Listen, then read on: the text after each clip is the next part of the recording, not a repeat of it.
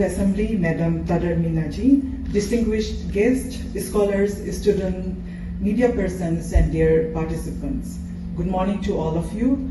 And as the convener of the organizing committee, I join the Honorable Speaker in welcoming all of you to this special seminar entitled 50 Years of Democratic Journey in Arunachal Pradesh, Indigenous Governance and Modern Legislature, commemorating the 50 years of representative democratic evolution and governance in our state. The event is not merely an academic gathering. It is a reflection of our journey as people and a state from traditional tribal system of self-governance to the early days of limited governance.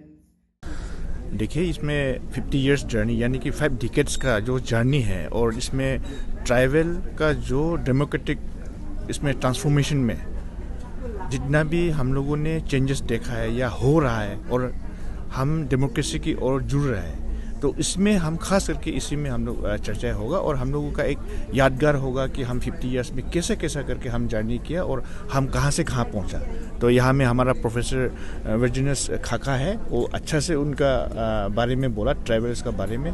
तो हमारा जो था पहले रहा लेकिन unorganised था, लेकिन आज हम डेमोक्रेसी, हम सबको मालूम है कि India is one of the mother democracy बोल सकते हैं। तो हम इसी में किस तरह से हम ट्राइबल लोग आकर के जुड़ा और हम कहाँ से कहाँ पहुँच गया और हम अभी और भी हम ये डेमोक्रेसी को स्ट्रेंथ बनाते हुए हम अपना ये लार्जेस्ट डेमोक्रेसी जो है, हम अपना जो लेजिस्लेटिव असेंबली को या अपना जो डेमोक्रेसी पैटर्न को अपहोल्ड करने के लिए और स्ट्रेंथन बनाने के लिए हम काम करेंगे। और इसका विषय में आज हम अपना जितना भी पब्लिक है on the golden jubilee, on the completion of 50 years, हम लोग सबको इस जरिया, इस सेमिनार के जरिया सबको याद भी करते हैं और आने वाला दिन क्या होगा एक तो वे पथ हम चुन के या उसको दिशा दशा दिखाते हुए हम सेमिनार को समझता हूँ ये हम सब के लिए लाभदायक होगा और आप खास करके जो आने वाला पीढ़ी के लिए, यंग जनरेशन के लाभदायक होगा।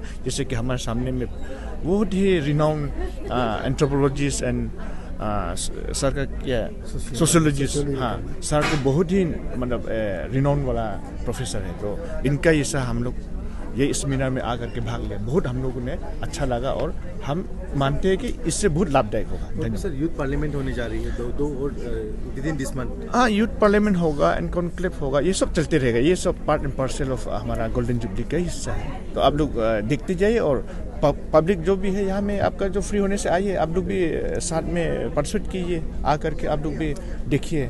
Sir Arunachal assembly is known as the one of the best assembly all over India. आपने जैसे अभी सेक्रेटरी मैडम ने, आप क्या कहेंगे सर ये म्यूजियम को लेके आपने काफ़ी डेवलप किया यहाँ पे हर चीज़ इसके बारे में बताइए सर, असेंबली में क्या खास? होप टू बी इट्स मैंने जो जैसे आपने बोला, हम one of the best assembly in मैंने इन ओवर हमारा कंट्री में स्टेट, हमारा स्टेट जो है वो one of the best assembly है। क्योंकि हम लोग यहाँ में देखिए ई-वीरान है और आपने बोला म्यूज़ियम है, लाइब्रेरी है, लेकिन जो जितना भी हम लोग कर रहे हैं वो अपना आने वाला पीढ़ी के लिए, यूथ के लिए। जो म्यूज़ियम है भी आकर के सीखो और जो लाइब्रेरी है उसमें हमारा जितना भी कॉलेजेस से स्टूडेंट है और जो अपना प्रिपेयर कर रहे हैं APSC UPSC के लिए, उन लोग आकर के लाभ उठाना है। लेकिन हमारा लोग नहीं आते हैं, वो थोड़ा सा मतलब क्या बोलेंगे, क्या बोलते हैं उसको, हाँ नहीं वो तो थोड़ा सा दुखी उसी में है। तो आकर के उसका लाभदायक लेना है। ये सब तो हमारा लिए नहीं है ना, ये तो हमारा यूथ के लिए है। और मैं समझता हूँ कि हम अभी 50 इयर्स हुआ ही है, तो हम लोग बोला जाए तो इतना यंग बोल के नहीं, लेकिन हम लोग दूसरा in comparison to other state we are young, but then we are इतना आगे हम लोग बढ़ के आ रहे हैं। और मैं समझता हूँ कि हम इस डेमोक्रेसी को विश्वास करते हुए अपना लोग को भी मैं यही रिक्वेस्ट करूँगा, आज डेमोक्रेसी है, आज अपने रिप्रेजेंटेटिव चुन के भेजता है। ये यहाँ में आउट ऑफ 14 लाख पॉपुलेशन 60 विधायक चुन के भेजते हैं। तो उनका ऊपर आप विश्वास करना है, उनका ऊपर आप डेवलपमेंट का विषय में उनका ऊपर आप विश्वास कीजिए, फेथ कीजिए और अपने फेथ क्या विश्वास किया बोल के चुन के भेजा है। तो आप हमारा इस असेंबली के जरिए जो भी डेवलपमेंटल होगा, जो भी पॉलिसी मेकिंग होगा, हम पब्लिक के लिए अच्छा के लिए करेंगे।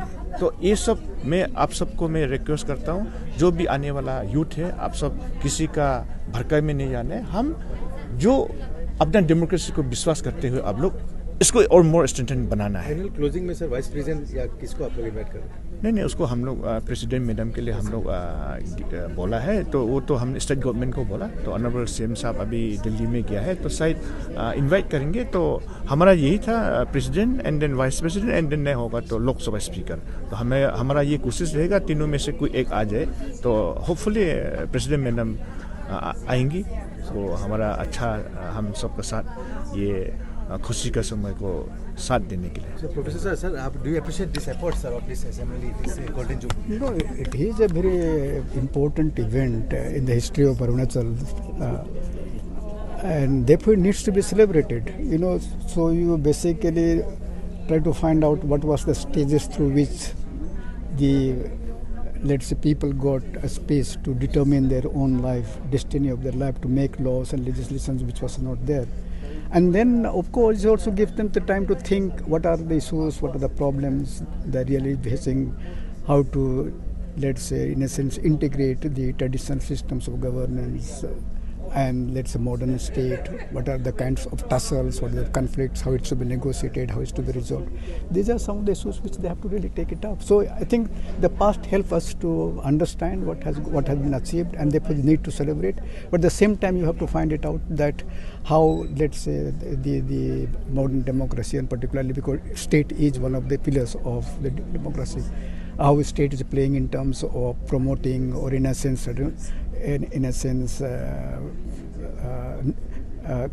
creating problems for the democracy. Because democracy primarily means that the people have a right to self-determine themselves, whether it's with respect to development, with respect to language, with respect to culture, in terms of the way they think, in terms of education, and so on and so forth. So people are the sovereign, and I think the sovereignty lies with the people, and therefore they should really determine the process of the way in which the state should really go about it. Thank you, sir. Yeah.